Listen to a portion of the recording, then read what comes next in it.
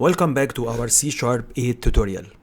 In this session we will explore one of the most elegant additions to C# 8. It's switch expression.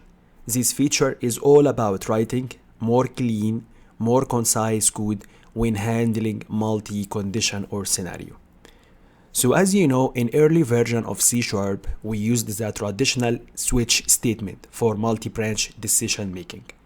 But with the powerful new addition, you will see right now the difference. Let's jump into Visual Studio. And here how the new switch expression syntax look like. There are no case, no break. They replaced both of them with just an arrow. Even there is no default case. It's basically right now represented by underscore. As you can see this discard pattern. So here how it's gonna work, it's just like ask you for the result input using this switch keyword, and based on if you're gonna type 1, you're gonna print 1, 2, even, otherwise it will be other. So let's jump and have a real example. Here inside the static void main, we're gonna print a message, enter a day of the week, and waiting from the input from the user to put a day, which is gonna be like Saturday, Sunday, Monday, Tuesday, etc.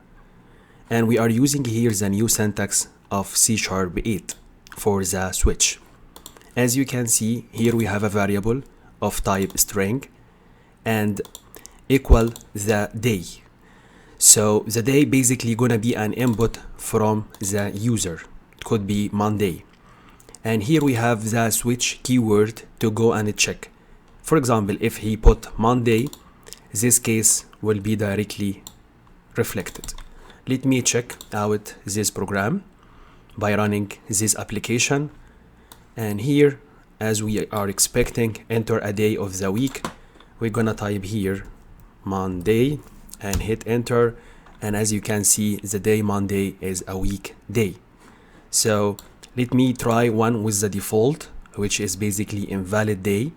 Here there is no default case anymore. So if you're gonna go and execute this one and just put ABC and hit enter, you're gonna say the day ABC is invalid day. After we saw together this example, let's go together and implement grading system based on a numeric score. So we're gonna keep each and everything as it is for speed up, but instead of day of the week, we're gonna say enter a grade. And after that, your grade should be from 0 up to 100. And instead of day, we're gonna use score. And as we know, score gonna be integer. And here console.readline, you know how to convert the string to integer. We will put here two parentheses around this one, and you're gonna say int.parse and parse this string value, which is gonna be, for example, 10, 20, 100, parse it to be integer and keep it inside this score. After that, we are here have string, and that time it will be grade, then here score, and that one it will be switch. Why I put here string? Because the output of the switch, it will be a string like A plus, very good, good, or it's invalid score, whatever. But we need to update this part right now to work with the score. How we gonna do it together? Let me clear out all of this for speed up the process. And here, instead of week end, we're gonna say the case of the A. How we gonna implement something like this in the new way of the switch? It's very straightforward. Here your score should be greater than 90. So all you would like to do, just write greater than or equal 90. That's it. That's it. And later on, here's it, the arrow. In case your score is greater than or equal to 90, that means you got A. We will apply the same let me take this one as a copy and paste it here. So if your score is greater than or equal to 80, in that case, let me, like this, in that case you will have B. And we're gonna go again, but this time your grade it will be C, and one more time and this time your grade will be D, but that one I think it will be 60. Okay, and the last one, in case you got, we're gonna say right now if your grade is less than 60, you should, your grade score should be fail. So in that case we will change this one, instead of greater than or equal it should be less than. So I will remove this one. So if your grade is less than 60, your total score gonna be F. Okay, so let me have this one like here. Okay, then the default one, which it will be underscore. Okay, and here is it, the arrow. Yes, no need for this. We're gonna say here invalid score, and don't forget this semicolon. Okay, let me have here no space, it will be like this.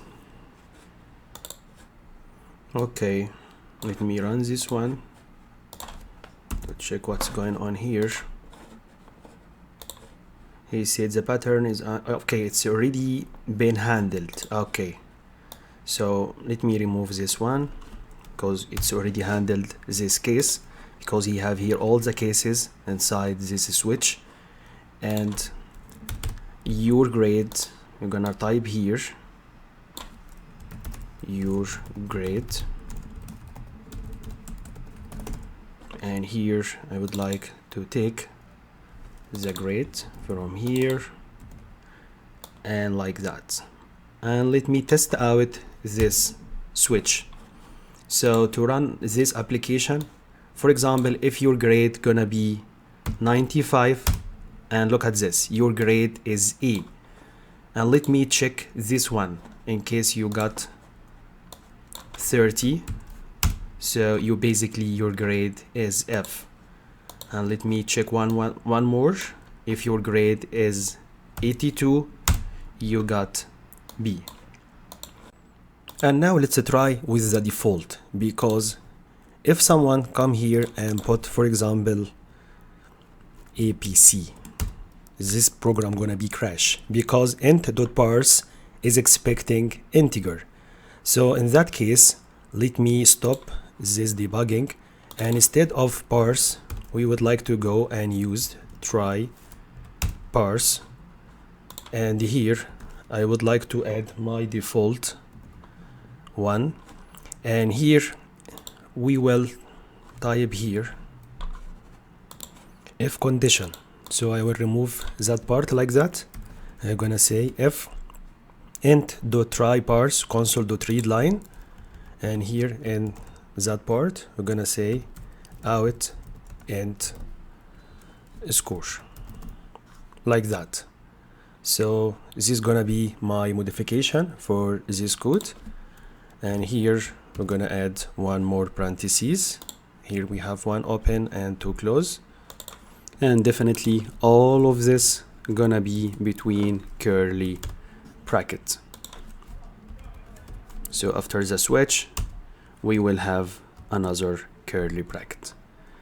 In that case we're gonna try to parse this value of user, whatever is like string or it's like integer, and then we will take this part, it will be executed here after the switch statement, and for the else maybe the user have invalid input,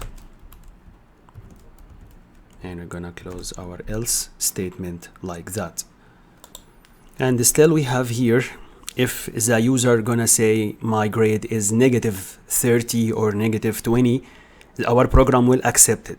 So here we should cover this one. So instead of writing just less than 60, we will add here one more condition, which it will be greater than or equal to 0, and we're gonna put here the operator of AND.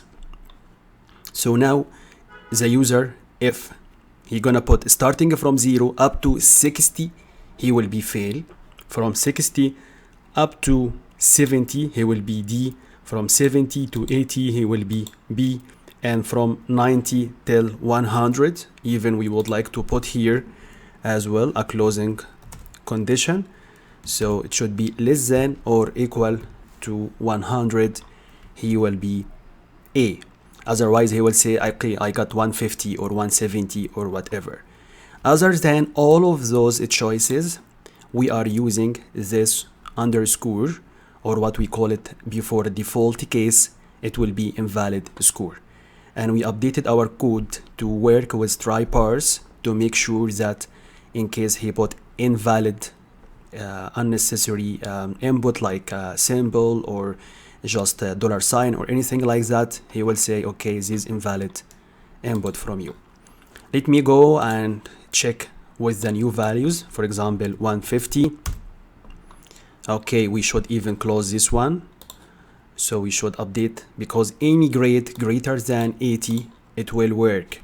So we should say, and your grade less than 90. In that case, we are closing this one. As well, we should do the same here. Close this part and less than 70. So here, I think it's much clearer. We can see. Let me execute it again and say, for example, you got 150. Okay, your grade is invalid score because it's out of any range that we have. And let me try one more time.